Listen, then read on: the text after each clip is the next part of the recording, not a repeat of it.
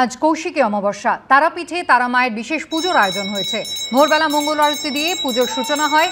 মঙ্গল আরতির পর 5 রকম ফল, 5 রকম মিষ্টি, ক্ষীর দিয়ে দেওয়া হয় শীতল ভোগ। এদিন মায়ের শিলামূর্তিকে স্নান করানোর পর পরানো হয় রাজবেশ। কথিত আছে এই দিনেই তপস্যায় সিদ্ধি লাভ করেন সাধক বামাখ্যাপা। তারাপীঠ শ্মশানের শ্বেত শিমুলতলায় সাধনা করেছিলেন তিনি। ভক্তকে দেখা দেন মা তারা। সেই থেকে পালিত হয় কৌশিকী অমাবস্যা।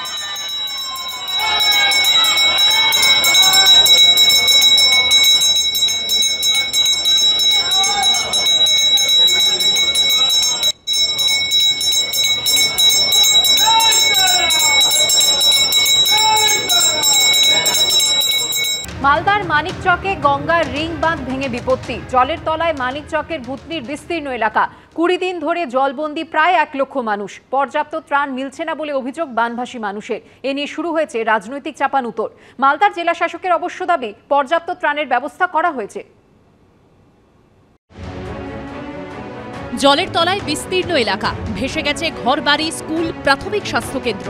ছাদে আশ্রয় নিয়েছেন সাধারণ মানুষ। বুক সমান জলের মধ্যে চলছে সেই সম্বলটুকু রক্ষা করার চেষ্টা। গঙ্গার রিং বাঁধ ভেঙে প্লাবিত মালদার মানিকচকের ভূতনির বিস্তীর্ণ এলাকা। 20 দিন ধরে বানভাসী প্রায় 1 লক্ষ মানুষ। 2 বছর আগে ভেঙে গিয়েছিল গঙ্গার মূল বাঁধ। প্রশাসনের তরফে রিং বাঁধ তৈরি করে দেওয়া হয়, কিন্তু গঙ্গার জলস্তর বৃদ্ধি পাওয়ায় গত 11ই আগস্ট রিং বাঁধ ভেঙে প্লাবিত হয়েছে বিস্তীর্ণ এলাকা। বন্যা তো এগুলো হওয়ার কথা নয়, 2 বছর এখানে বাঁধ কেটে আছে। শুকনো সমাজকে বাঁধটাকে বানা যায়, তো আমাদের এখানে ভূতনিতে বন্যাই হবে না। আর যখন হলো জল ঢুকে বন্যা হয়ে হলো, তখন হলো 15 কোটির কাজকে হলো এখন বস্তা ফেলছে। এরই মধ্যে ত্রাণ নিয়ে বাড়ছে ক্ষোভ। পর্যাপ্ত পরিমাণে ত্রাণ মিলছে না বলে অভিযোগ বানভাসীদের।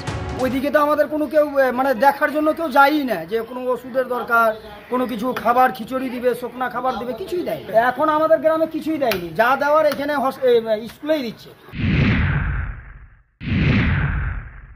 যারা এই পঞ্চায়েতে নির্বাচিত সদস্য আছেন, অধিকাংশ তৃণমূল এবং বিজেপি, যে ত্রাণগুলো সেখানে যাচ্ছে ত্রিপল, তারা সেগুলো হচ্ছে যে পক্ষপাতিত্ব করছেন।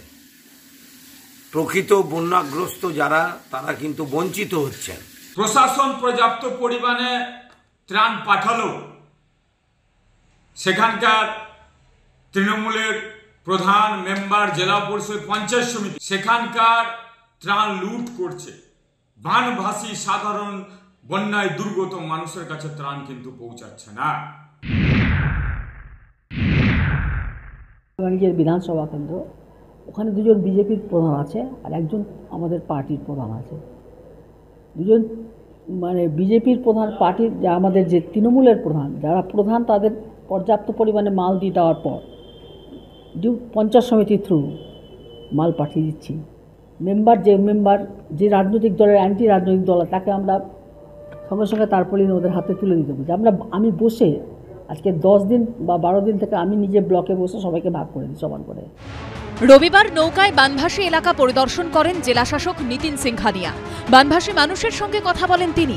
মালদার জেলাশাসকের দাবি পর্যাপ্ত ত্রাণের ব্যবস্থা করা হয়েছে। বিদ্যুতের অধিকাংশ ট্রান্সফরমার জলের তলায়, ফলে কিছু এলাকায় বিদ্যুৎ সংযোগ নেই।